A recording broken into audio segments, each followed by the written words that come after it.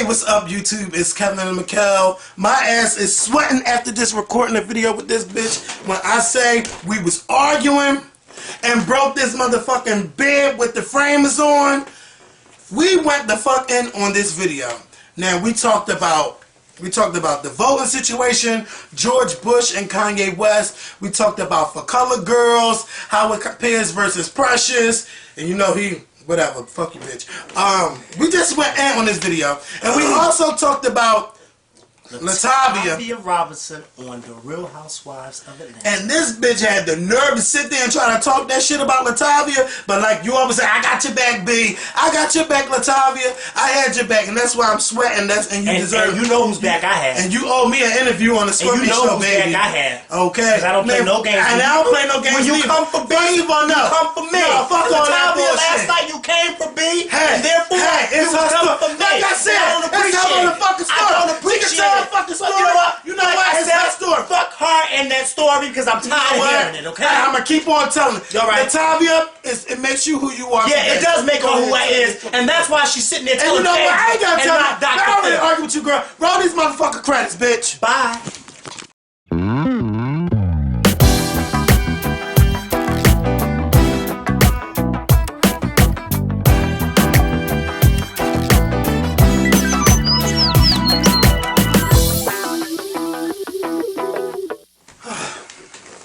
Hey, what's up, YouTube? It's Kevin and Makael. We are back with a new video after 1 week. Now, don't get used to seeing us only once a week, okay? Makael just been doing his thing a little bit, and I had to do my thing a little bit. So, you know, sorry that y'all had to wait so long. But hopefully you guys watched my review yesterday of Fantasia's show in Philadelphia. I know that YouTube has not broadcasted to everyone, so if you missed it, make sure y'all check that video out. Now, y'all know a lot has happened within the past week, so it's time to discuss what went on. The number one thing we need to talk about first is on November 2nd, we asked you guys to go out and vote. And, you know, they had radio advertisements everywhere, television ads everywhere to go out and vote, and still nobody went out and voted.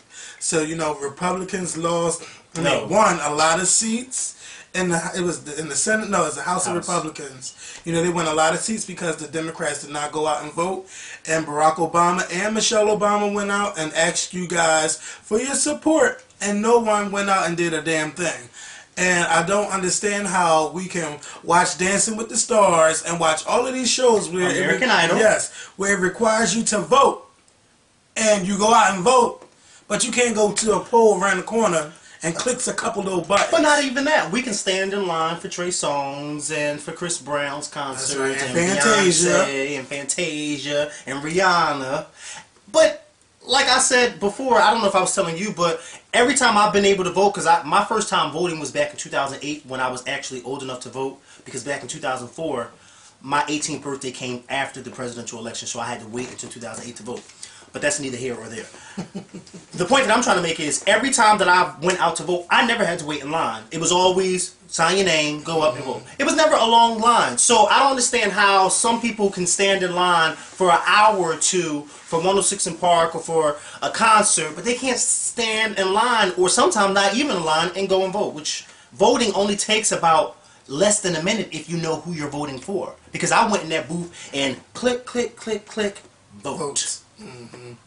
It was that simple. Or boop, boop, boop, boop. Boop, boop, boop, boop, boop, boop. Did you answer the little questions that was Hell inside? no, I ain't got time for all that question stuff. Let me vote who I need to vote for and get my black ass on out of here, okay? Mm-hmm. You know, like, I don't understand. They said, you know, less than, I heard one report said that it was 10% of African Americans in this country, and then there was another report that said it was less than 10%. Like that is embarrassing. That is embarrassing. That is so embarrassing that African Americans, I started thinking about, I don't know if you saw me tweet about it, but on Friday, I called my 84-year-old aunt who lives not too far from you. And I was talking to her about the vote, and, you know, she was going out to vote. And I said to myself, if my 84-year-old aunt can get the hell up and walk 2 blocks from her house to go vote, then somebody who's 19 and 20 should be able to do the same damn thing. But I guess some of our priorities are not in the right place. Some of us are too worried about Pink Friday and, you know. Let's end it like this. Anytime you don't vote, you slap your ancestors in the face who died to vote. And moving along. Yes. because until the day that I die, I will be getting up to vote. Because, moving along, because it's starting to get me upset. It's really starting to get me upset. Okay. Oh, Kanye West and George Bush. Yes. Speaking of voting, Kanye West and George Bush. So, you know, George Bush is coming out with a new book. Every president and ex-president does that for some odd reason. Well, anyway, George Bush is coming out with a new book about his 8 years in office and this, that, and the third. And one of the things that he says in the book was one of the worst moments of his 8 years as president was when Kanye West got on national television back in 2005 during that Katrina telethon and said that George Bush was a racist and he did not like black people. George Bush said that, you know, that really hurt him because, you know, according to him, he's not a racist, this, that, and the third. And I remember the telethon very well. I didn't watch the telethon, but I remember afterwards when the next day it was all on the news of what Kanye West had said. It was almost as if the telethon didn't even happen because everybody was focused on Kanye. And I remember saying it then, and I'm still saying it now, that Kanye West was very selfish in what he did. I thought it was wrong in what he did. I thought he should have never did that. I thought it was disrespectful. I just thought it was ignorant for somebody to get on national television to try to get people to help those that were in need of help, and then make this moment and turn it around and make it about you by saying, oh, George Bush does not like black people, he's a racist. I thought that was so selfish. Even though there were a lot of people in this country, and even still today, who feel the way Kanye West felt, I thought that that was not the time nor the place to do that. Now, you know, Kanye West has now come out and said that he actually feels George Bush's pain, because he now says that what happened to him last year with the Taylor Swift incident, he said that, you know, afterwards he was called a racist, and he says that, you know, he's not a racist, so now he feels sorry and he's upset that he did that to George Bush. See, it's always one way until the shoe is on the other foot. Now Kanye West feels the same way George Bush felt. But it shouldn't have to take an incident with you and Taylor Swift for you to understand what you did was wrong, and you should not have said it then or at that particular time. You should have waited until you were doing an interview about Kanye West and someone asked you how you felt and then gave your opinion. Not doing a televised telethon that had nothing to do with how you felt about George Bush being a racist, if he is or if he isn't. And that's what I had to say about it. And I don't have anything to say about it because I agree with what you said. Yeah, you agree with what I'm saying, right? I just think that Kanye West, it's okay to have your opinion about people, but do it on your time, not on everybody else's time. I mean, come on. And now you feel sorry because now the shoe's on the other foot. People are calling you a racist. So now all of a sudden, oh, now I feel how George Bush felt. You should have knew how you felt 5 years ago when you said that. Because I know I would be hurt if somebody called me a racist and I wasn't a racist. But anyway, moving along.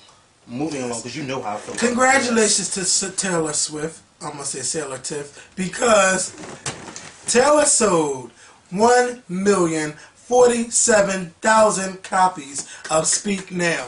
Now, if anybody out there that still says that record sales don't exist anymore, people don't buy CDs anymore, it's bullshit. It's just the young people out there want to go on LimeWire, and now they go on the FrostWire, and sometimes I might have to go there too, to steal music. And it's not cool. If it's someone that you support, buy that album. When Rihanna's album drop next week, she better sell at least 500,000 copies. Now look at the followers she got on Twitter. You better speak on it. Look at the followers she has on Twitter. Over 1 million. I want to know how many of y'all are really going to buy that album out next week. I just really want to know. Because music, you can't say that people don't buy CDs anymore, or then the excuse going to be, oh, well, only people in the country buy music because they don't know how to download stuff. So, you know, I'm not believing that. Congratulations to Taylor for selling 1 million copies of Speak Now in 1 week. Also, when Beyonce drop her new album next year, all of y'all motherfuckers better go out and go buy it too. There's not one reason why she should not be selling 1 million copies in 1 week. And Lady Gaga too. All the Lady Gaga stands, she better have over 1 million sales too. Or I'm going to go the fuck off on all of y'all. Speaking of Beyonce. By the way, I lost the bet. Which I don't think I lost, but apparently I lost it. Don't ask me how I lost it. I lost it. And for those of y'all that didn't realize I lost it, I've been tweeting about Beyonce and talking about her for a whole week. And people are just hitting me up today. Oh, the bet's over. Did you win? Like, I've been talking about her all week. Like, where have y'all been? But anyway, that's neither here or there. It isn't. So anyway, so you know, while I was on my little Beyonce break, the trailer for her concert DVD came out, which I loved.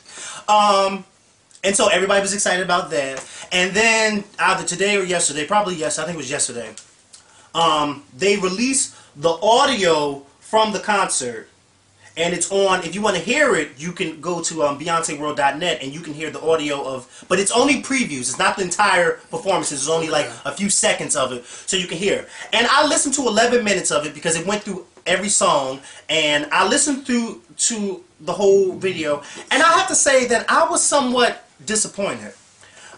First, I noticed, and a lot of people didn't speak on this, but I noticed that when Beyonce on YouTube, when you go on YouTube and you watch some of her concert clips from her tour in London back last year in November, Beyonce performed Sweet Dreams live and killed it. But Sweet Dreams is not on this DVD, nor is Me, Myself, and I. And I think she actually killed Me, Myself, and I during this tour. Those two performances is not on this DVD, and I want to know why, especially Sweet Dreams, because she killed Sweet Dreams. She did the whole MTV VMA version on tour, and I just understand why didn't they add that, because Did she go into Anita Baker too? What? Sweet Dreams? No. Sweet Dreams. Oh, I mean, the fast version. Okay. Remember last year when she did, and everybody was like, when she turned it, and it was Sweet Dreams, then she did Single Ladies. Everybody was over it that she did Single Ladies, and they wanted her to just do Sweet Dreams. And remember, she was dancing. Wait a minute. You know what? I was thinking Dangerously in Love when she go into Sweet Dreams. So Sweet Dreams, she actually does the whole performance. She does the whole performance, the dance version of not the slow, the dance version like she did when she had that red corset on at that award show. Remember that year? She had the red corset. She does that and killed it, but then they don't add it on the tour, and it was actually, she filmed it in the city where she filmed the DVD. So I'm confused at why didn't they add it on the DVD. But the part that I'm disappointed at, which is, that's one of the parts too. But vocally, y'all know how I love my Beyonce.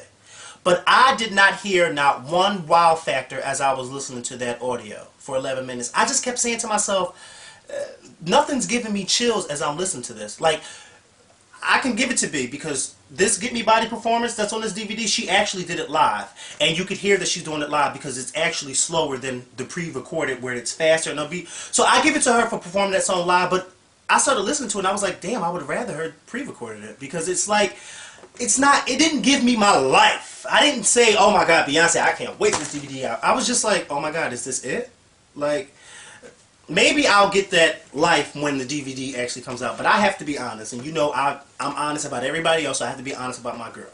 And I just didn't get my life when I was listening to it. Well, if the audio wasn't that great, then the DVD audio is not going to be that great, because normally when she does DVDs, she releases the audio version of it too. So yeah, but maybe maybe it was the clips that you just heard. Yeah, maybe it was the clips, because as I was listening to it, I was saying, damn, the Beyonce Experience DVD, her vocals were loud and they were strong and they were on point, and it was just like, it's giving me, I've been on tour for a whole year, and this is how I'm supposed to sound after I've been on tour for a whole year, and it's like, I'm giving it to you, but I'm not giving it to you the way I should be giving it to you, and I was just like, oh. But then sometimes you gotta realize that she can be tired too. Yeah, I understand that, but I just was like, I give it to her for performing. You'll see what I'm talking about when you see the DVD that she recorded.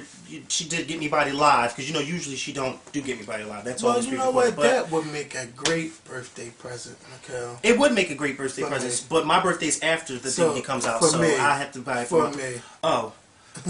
Which is, and you guys, my 26th birthday is next Saturday, and I think I'm going to celebrate it in New York instead of Philadelphia. I was supposed to be in Orlando, but I just changed my mind. Oh, he's fancy, huh? So, oh, you going to be in New York like I was in New York last year for my birthday? I want to go to the club and celebrate. Monkey see, monkey do? No, bitch. I want to go there and, like, have a good birthday. Well, you should have fun. Yeah, I really want to. 26 is not a big number to me, like, ooh, 26, but what's going on in our lives right now is like, 26 is going to be a great year for us. And well, for me, I ain't been 26, but 2011, I just cannot wait, you guys. 26. Well, you know, I don't have to worry about that for at least another 5 years. So, but I'm happy for you. Woo. 26. Yeah. And thank you to all the compliments where y'all tell me I look young. Thank you guys so much, because you know I could get on YouTube. Oh, and can I clarify something? How young I look, but I ain't gonna. Can I clarify something? Yeah. You know what I said on our last video that I was born in 1988, and 1988 to 2010 is 21 years, and you know how you said no, it's not, and I said yes, it is, and then there were people on there that were having a debate and say, Makael, you were wrong. It is not 21 years. It is 22 years. But if you listen to what I said my birthday is December 12th, 1988. So therefore, December 12th, 1988 to November 2010 is only 21 years. It won't be 22 years until December the 12th, 2010. So I was right and you were wrong. Learn how to count. For those of you that said, oh, Makael, you are wrong. No, I'm right. Because until December 12th, I won't be 22 until then. I'll still be 21, but okay? He's still Makael 86. But I'm still Makael 86 because I just like the number 86. Don't do it.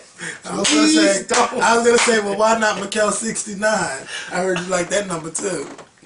You know what? I don't have to take this anymore, Bill. I don't have to take this. You know what? I'm walking off. Come on, let's walk off. Before we talk about for color girls, okay? Because this whole weekend, we about to get into the whole weekend of what happened, okay? Yes. Now, on the last video too, you guys, I admitted to cheating, and I was saying, my ex ain't gonna see this video, whatever. Don't you know the next day he DM'd me on Twitter saying, were you talking about me? Because if you was, I'm not mad, but I just want to know. So I'm like, of all videos, of all the 589 videos we got on YouTube, you gotta watch. Yes. And not only that, but he watched the whole video. Because we ain't talking about that today. Oh, I think I know why he watched the video, because he probably seen that we was talking about Mariah Carey, because he's a big Mariah Carey stan. Well, then he must have got my shout out. And I still don't know who he is, but hey! Yes. So I'm like, oh my God, you had to watch that video. And I was like, you know, I'm so sorry. And he was like, out of everyone that I broke up with, you were the only one I thought never cheated on me. And so he didn't know you cheated on him until that video? And when I tell you, I felt like the worst person in the world. I felt like the worst person in the world that had to get on Block TV and just tell my story. And I want to say thank you to everyone who listened to what I had to say. Ugh, that's horrible. I could go on and on in the video, but I don't want to do that. Please don't. But I was just horrible. And I do want to apologize to you, but I would rather apologize to you in person, not through YouTube and Twitter, like Facebook. Sit down and talk. Yeah. Like, let's have a talk. But okay, let me tell you what else happened. So I apologized and said, I'm sorry. He didn't reply back. So I go see Fantasia's concert on Saturday. There. While this bitch is at the motherfucking concert. With his new boyfriend? No. Not with the new boyfriend. Oh, damn. I wanted it to be the new boyfriend because I thought this was going to be a juicy story. No, it's not going to be that juicy, but we just talk. Like, well, then, if it ain't going to be, if he wasn't there with his new boyfriend, then what the fuck are you telling the story for? I'm gonna tell the motherfucking story, bitch. I wanted him to be there with the new boyfriend, so then the new what the hell am I supposed to do? I don't know. I thought the new boyfriend confronted you and came up to you and said, "Why are you talking about him?" Excuse me. And then you could call me and say, "Makael, don't you know these bitches there trying to fight me at Fantasia's concert?" And I got my dad talking about that. You know why? Somebody's ass. Because you don't be all up in my co-host's face like that. No, ma'am. No wham bam. Thank you, ma'am. Kevin, you want me to handle this? Because I can handle it. I can get rowdy up in here. But I want Fantasia girl, I know how you like to kick your shoes off, but I'm gonna be kicking mine off right now. And she had the nerve to kick. She kept her shoes on for most of the whole show. She should have kept them on one time. Well, she should have kept them on Black Girls Rock last night. Come on now, you up there with Kelly Price and all of them, you kicking your damn shoes off like somebody want to see those bulldogs. Nobody want to see them. Keep those damn things caged up. I saw those pictures with your bunions and onions that day. So anyway, you guys. Yeah, anyway. If you out there have cheated on someone, pick up the phone and call and let them know you cheated on them. No, you don't have to do that. Well, what hotline are they going to call? You don't have to do that. 1-800 I cheated. I just feel bad for never telling all that time. But, yeah. Well, he should have known. And they're going to confront you and say, well, were you talking about me? Well, how you should have known? Well, he obviously, obviously he did know if he DM'd you and asked you what you talking about. Obviously, he had some type of inkling. Yeah. I mean, 2 + 2 is 4. Mm-hmm. So anyway. But anyway, hey, Kevin's ex. Let's get into For Color Girls. Yeah. On Friday, I went to go see For Color Girls. And when I say I fought back every damn tear from falling out my eye. Oh, not I. I was. That movie was good. Not I. I was Now, crying. you was crying? Shut up. My boo looked at me and said, "Well, you crying? Hell yes." You damn right. I'm crying. But you know, I'm trying to be like, I'm a man now. Damn it, suck it in. But sometimes it's good to cry. Now, I should have cried because this movie affected me in the club that first Friday. It affected me that Saturday, but I still could not cry. Just talking to people like, you gotta go see that movie. And every time, okay, I'm about to spoil it, but it's your fault for not going to see Tyler Perry this opening weekend. Yeah, because it's number 3 and it's a shame. Yeah, but it was only in 2,000 theaters too. Yeah, but I mean, some but movies, it still should have been in number 1. Yeah. Now, when he dropped those babies out, oh, that's the part where I was crying. Oh, that's where. Oh, my tears came out. When I say that theater went off, when I say people kicked the chairs, and what the fuck, crazy. Yep, that's mine too. Cause I was sitting there. First of all, they went crazy when he kicked the window. Like, boom, and then Felicia Rashad, hey, somebody, yeah, bitch, you get the damn key. You opening up the damn door. Open up that door, bitch. The fuck you can open up that door, but you won't open up that one.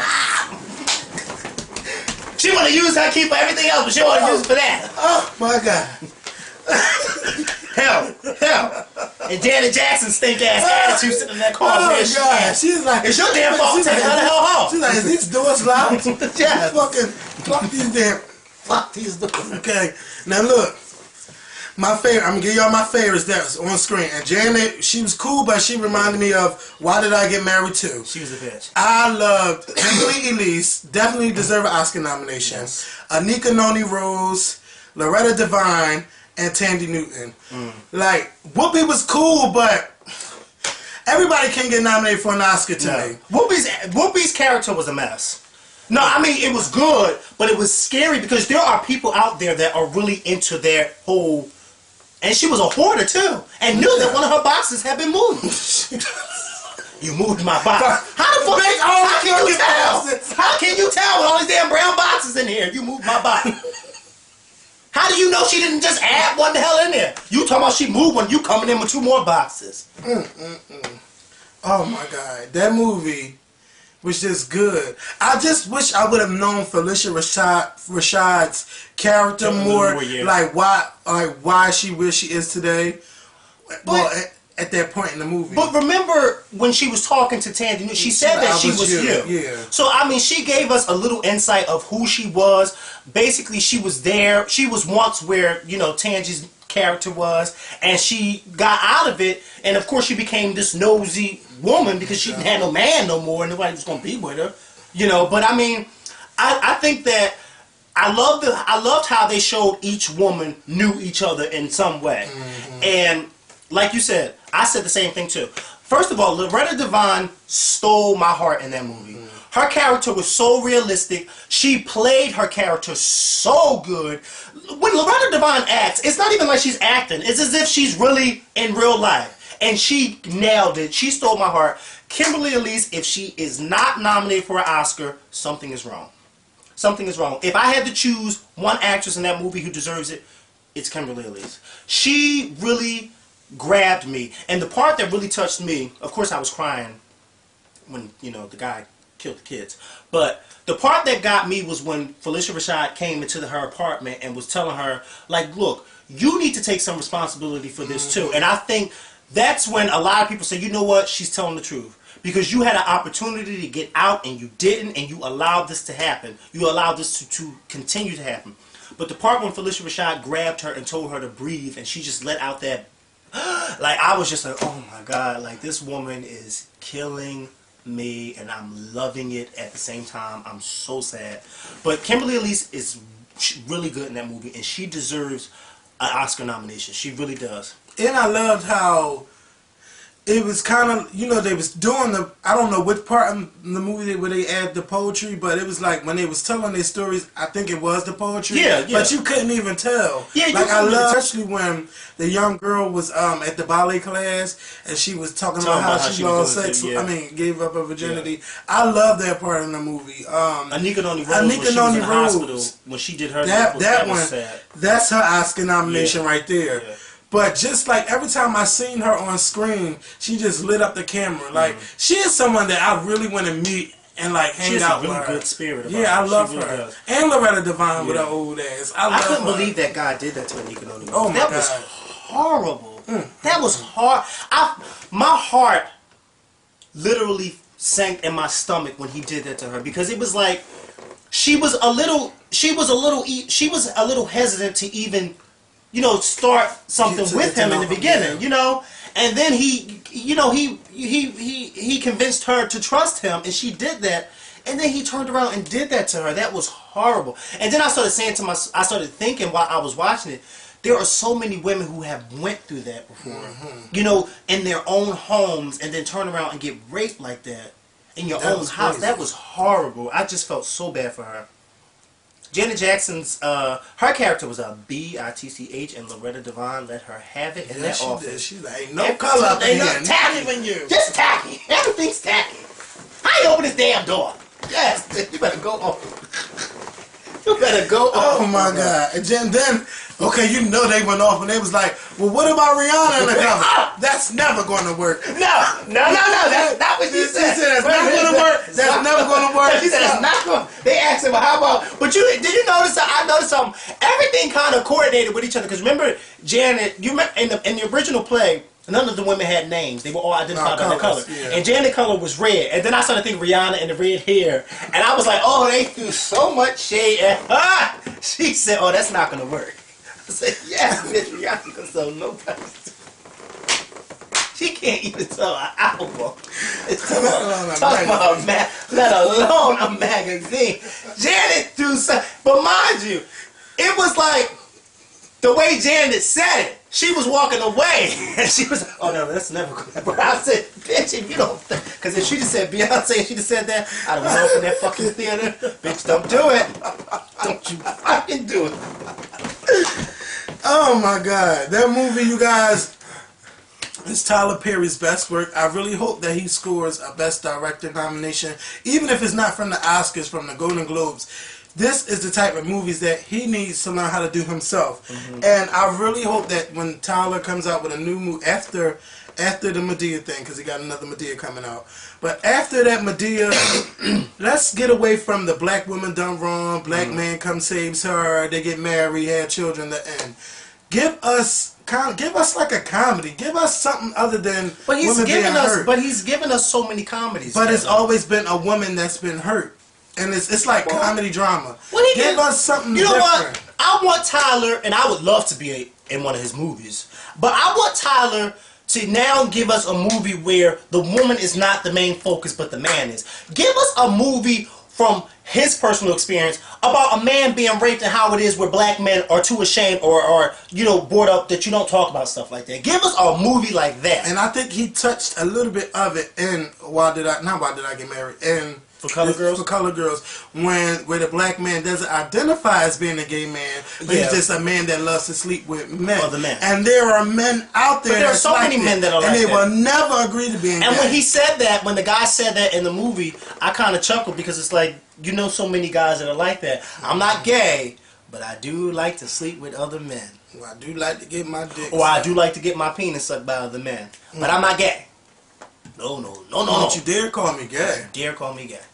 Now see, Janet, that's what you should have said when y'all was on that rooftop. Not, you know I love you, baby, but I just can't love you. I'm sorry. No, that's what you should have said about him sleeping with that other man. Yeah, that's what you should. Yeah, that's what you should have said. Janet. But when they was on that roof and they was all hugging, that was another part where I was going to cry, but I didn't because they were all like getting it out and they were all together. And it was just funny how everybody's life was intertwined with each other. And I could really feel Kerry Washington's pain because you know how you want to mind somebody's business or you try to do something to prevent it from happening? Yeah. And it was just not the time for you to stop it from happening, and you feel guilty yourself. So I felt her pain too. I felt everyone's pain. I felt everyone's pain in that movie except for Whoopi being a crazy lady and who else? Felicia Rashad. No, but I felt Whoopi's pain, and I'm gonna tell you why I felt Whoopi's pain. Because the reason why Whoopi was the way she was, because you got to remember, Whoopi was raped. She was also, raped too, yeah. and that's how she got those 2 daughters. That's how she got them, by a white man. But not only that, but she was being molested, I think, by her grandfather, something like that. And then he went off and gave her to a white man because he told her that he didn't want her to have kids that looked like her. Because I think she was saying that he was putting her hand up her dress when she was a little girl. That's the part where they was fighting in the hallway, talking about in the hallway? Yeah, when she was talking to the oldest daughter, Tangie, she was telling her about it. And then Tangie was telling her, you let him do this to me, this, that, and the third, because all that had happened to her. And I think that once she got older, she probably got so involved in that religion, and she probably was trying to put that part of her life in the back of her mind, and being so consumed in that religion that it just turned her crazy. So I did feel bad for Whoopi. I really did. And I really felt bad for her when she went to her daughter's party and she didn't stay. Because she was that wrapped up in her religion that she just couldn't even find herself to enjoy her own daughter's happiness. You know what I'm saying? So I think it was really sad. You know who else was good that nobody is really talking about? Macy Gray. Macy Gray as the she was as the abortion, local abortionist. She was good.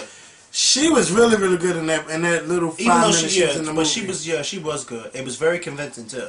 Yeah, very convincing. Her teeth, her everything. I would love to see more of her acting. Yeah, because she was really good. So you guys got to go see For Colored Girls. You really have to go see it.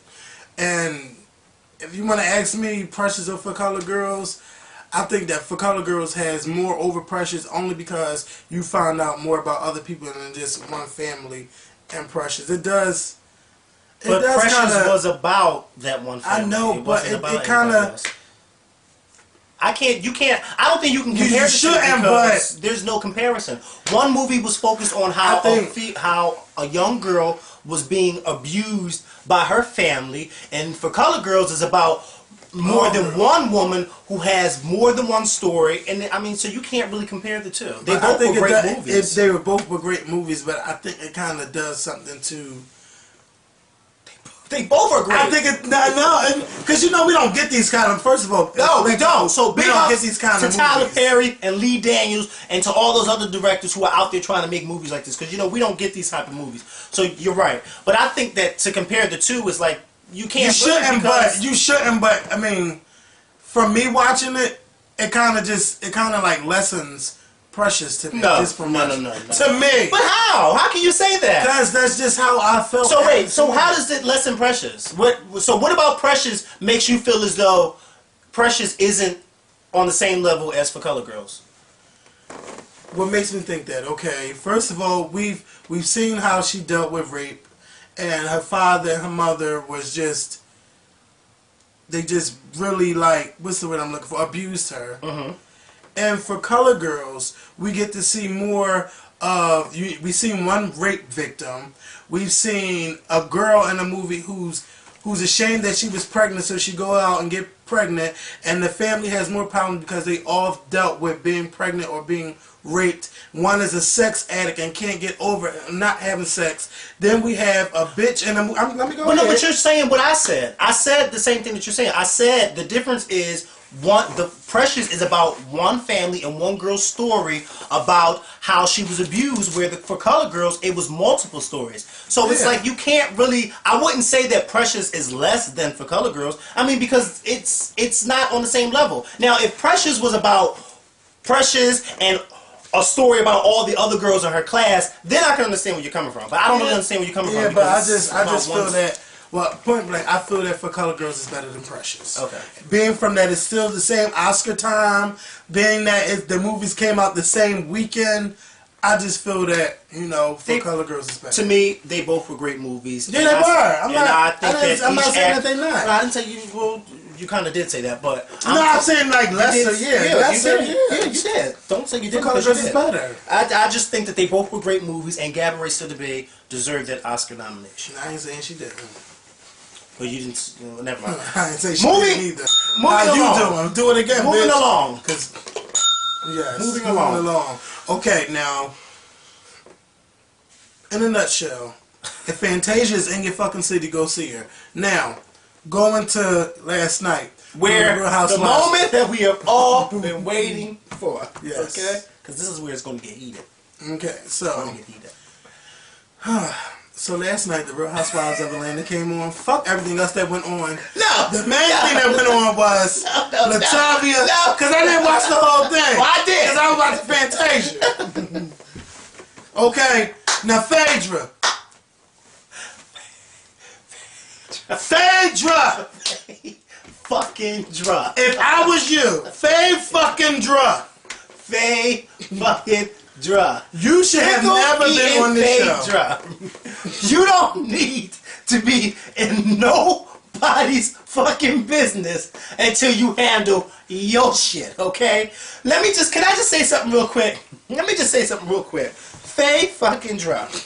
Anytime you sitting at a table and you let Kim dumb ass make more sense than you, something ain't right. Something ain't Explain right. to me what happened. Because all I know is when they left, they were saying... Phaedra is still on this thing that she can have a baby at 7 months. Okay. Why are you in a rush? Somebody is down in Atlanta. Whatever Dr. Phaedra's going to, somebody's telling her the wrong shit. Now let me tell you something. Makael, Quadir, McClendon Carter ain't never, ever been to medical school a day in his life. But I know that a woman cannot give birth to a full, healthy baby until 9 months. What doctor is Phaedra going to that's telling her that she has a full, healthy baby at 7 months and she can go right on ahead and give birth to the baby because he's sitting on her bladder? Something ain't right. Something's not right. Either her doctor is a crook and he's taking her money, or Phaedra is a liar. And if you ask me, I'm going with the latter one. Phaedra's a liar. And why I think Phaedra's a liar, I'm going to say it right here and right now, and I don't care who's watching, I don't think that's Phaedra's husband's baby. I said it. Well, we don't know that until we see the baby. I don't think it's his baby. I don't think it's his baby because there is, first of all, Phaedra, don't you have a mother? Don't your mother have common sense to tell you, Phaedra, that you need to go to another doctor because that doctor is telling you something wrong? And not only that, Phaedra, not only are you saying that the doctor is telling you that you can give birth to a healthy baby at 7 months, but you're telling them that you don't even know when your baby was conceived. Mm-hmm. Something ain't right with this story. Phaedra, when I was in high school, let me explain something to you. When I was in high school, I was surrounded by a bunch of teenage girls who were pregnant. And let me tell you something. Each one of those teenage girls knew when they were pregnant, they knew when their period didn't come on, and they knew when they was due. Phaedra, you don't know any of the two. Or any of the three. You don't know none of it. You don't know maybe she's period off. You don't know when you do. You don't know when your baby was conceived. You don't know nothing. All you know how to do is stick those pickles in your big ass lips. That's all you know how to do. And run your mouth. And then you have the nerve. Just pickles? The audacity to tell Latavia Robinson when she was sitting in your office, girl, I remember what happened to y'all and Destiny's Child like it was yesterday. But you don't know when your baby was conceived. Something ain't right. How do you remember what happened 11 years ago, but you don't remember what happened 7 months ago? Girl, something ain't right. Something ain't right. Something ain't adding up. 2 plus 2 is 4, and then by the looks of it, 2 plus 2 in your book is 6, and something ain't adding up. Am I the only one that's not connecting with Phaedra? Hello? Am I? Because Phaedra and Latavia. You better not try to go in. I'm gonna let you say what you got to say. Let me tell you something, girl. I'm gonna let you say what you got to say. Let me tell you something. But you better not go there. I was sitting you better not go there. The edge of my bed, eating a bowl of Cinnamon Toast Crunch when Latavia Robinson's face popped up on my television screen. First of all, I said, what is she doing on my screen?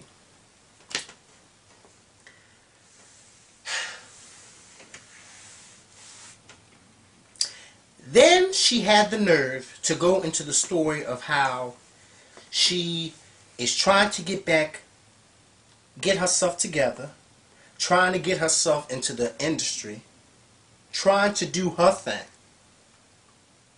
But then she went back on what happened 11 years ago about how one member of Destiny's Child told her that you don't even contribute that much in this group, so you don't really have a say. First of all, Latavia, you should have just said Beyonce, because we all would know what member you're talking about. We all know what member you're talking about, so I think you should have just said her name. That's just my opinion. This is what I don't understand. This is what I don't understand. Why is it that every time Latavia Robinson steps in front of a camera, she has to bring up what happened to her 11 years ago? Why? Latavia, sweetheart, you claim you have a story to tell. A, why did you go to Phaedra to tell your story? Why would you go to somebody like her who doesn't even know when her baby was conceived? Whoa, I'm not finished. Oh, God. B, why would you agree to go and tell Phaedra this on camera while they're shooting The Housewives of Atlanta? This is what I don't understand, Latavia. This is what I don't understand. Sweetheart, there ain't nobody who is into music that don't know what happened to you and Latoya. There's nobody who's into music like we are who don't know. We all know what happened to you and Latoya. You and Latoya, every time y'all got a chance, y'all told the world what Matthew knows and what Tina and what Columbia and what Beyonce did to you. You told the story time and time and time again. What is it now that you have to tell that you have not said in the past 11 years? Because frankly, Latavia, I don't want to hear it no more. You know why I don't want to hear it? Because Latoya Luckett said, you know what? I am going to get my shit together. And guess what she did? She got her shit together. Latoya Luckett is not stuck on the past. Oh, Latoya Luckett is no, that's what I'm saying. No, now you keep going. Girl, now you keep you going. need to get your shit together. Man, Makael. When she made sure. Time out. When did you hear me say that she wasn't out there? Clearly you made it seem like. No, you made it seem like. Look, I said I don't want to use my voice. No, I said for 11 years. You want to close this show with a bang, bitch. You know what you do? Everybody